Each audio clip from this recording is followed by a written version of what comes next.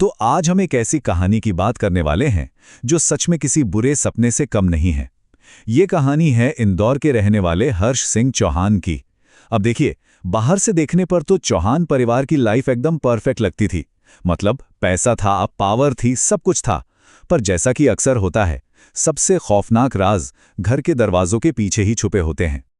भरोसा एक ऐसी चीज है जिसे बनाने में सालों लग जाते हैं, पर टूटने में एक पल भी नहीं लगता।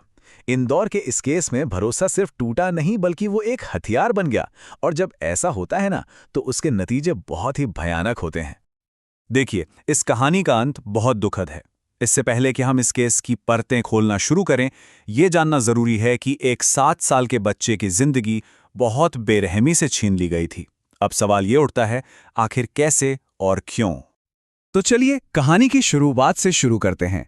एक ऐसे परिवार की कल्पना कीजिए जिसके पास सब कुछ है, पैसा, रुतबा, एक खुशहाल घर। ये चौहान परिवार था और उनके घर की जान था 7 साल का हर्ष।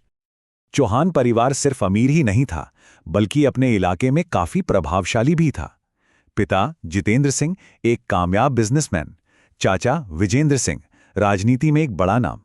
मतलब एक ऐसा परिवार जहां सब कुछ बिल्कुल सही लग रहा था। और इस पूरी खुशहाल तस्वीर के बीच में था छोटा हर्ष, जिसे सब प्यार से हर्षू बुलाते थे। वो 5 फरवरी 2023 की एक बिल्कुल आम सी शाम थी। हर्ष बाहर खेलने गया, जैसा बच्चे रोज ही करते हैं।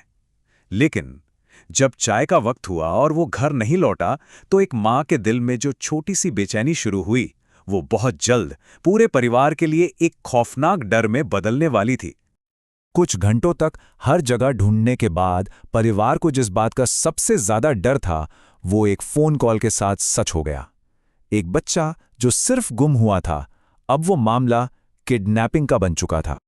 रात के 8:23 जितेंद्र सिंह का फोन बजता है और दूसरी तरफ से उनके बेटे हर्ष की कांपती हुई डरी सहमी आवाज आती है और फिर एकदम सन्नाटा, कॉल कट जाती है। उस एक पल के डर को महसूस करना भी बहुत मुश्किल है।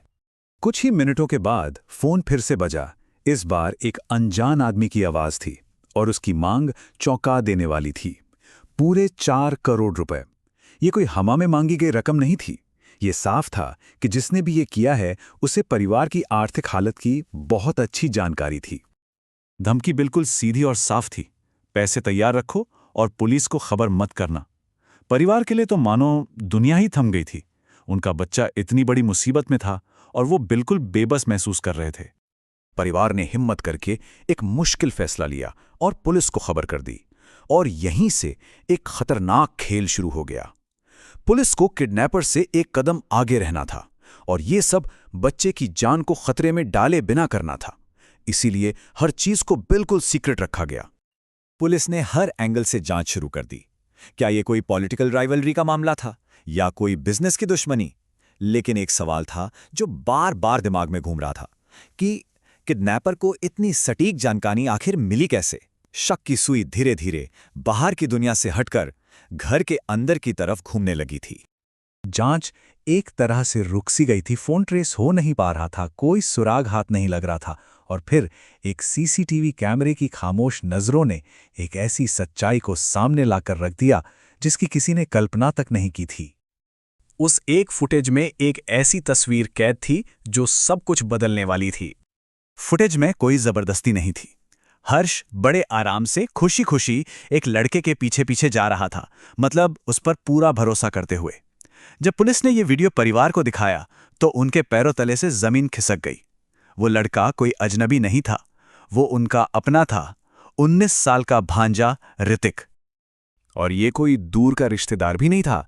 ऋतिक को तो हर्ष के पिता जितेंद्र ने अपने बेटे की तरह पाला था। उसकी पढ़ाई लिखाई, उसका सारा खर्चा, सब कुछ वही उठाते थे। मतलब जिस हाथ ने उसे सहारा दिया, उसी हाथ ने सबसे गहरा जख्म दिया। तो अब ये तो पता चल गया था कि किसने किया, लेकिन सबसे परेशान करने वाला सवाल तो अभी बाकी था। क्यों? एक लड़का जिसे परिवार ने इतना कुछ दिया, वो भला ऐसा कैसे कर सकता था? इसका जवाब लालच की एक बेहद खौफनाक कहानी में छिपा है। ऋतिक इस खौफनाक खेल में अकेला नहीं था। उसने अपने ही एक और चचेरे भाई विक्रांत विक्की को साथ मिलाया और एक दोस्त हरिओम ने उन्हें एक फर्जी सिम कार्ड अरेंज करके दिया। ये लालच और धोखे का एक छोटा सा नेटवर्क था। उनका प्लान बहुत सिंपल था। 4 करोड़ रुपए हासिल करो और अपनी जिंदगी बदल लो। लेकिन जैसे ही उन्हें पकड़े जाने का डर सताने लगा, तो पैसों की उनकी वो रंगीन दुनिया एक मासूम बच्चे के खून से लाल हो गई। और फिर सब कुछ बहुत तेजी से हुआ। ऋतिक ने हर्ष को विक्की के हवाले कर दिया। फिरौती की कॉल की गई, लेकिन जब पकड़े जाने का डर हावी हो गया तो ऋतिक ने एक व्हाट्सएप मैसेज भेजा जिसमें सिर्फ 3 शब्द थे, काम तमाम कर दो। और उन 3 शब्दों के साथ एक 7 साल के बच्चे की सांसें हमेशा के लिए रोक दी गईं। इस बेरहम जुर्म के बाद अब सबकी निगाहें कानून पर थीं। क्या हर्ष को इंसाफ मिलेगा? 10 जून 2024 को अदालत ने अपना फैसला सुनाया। मास्टरमाइंड ऋतिक और उसका साथी विक्की, दोनों को उनके किए की सबसे बड़ी सजा मिली, सजाए मौत।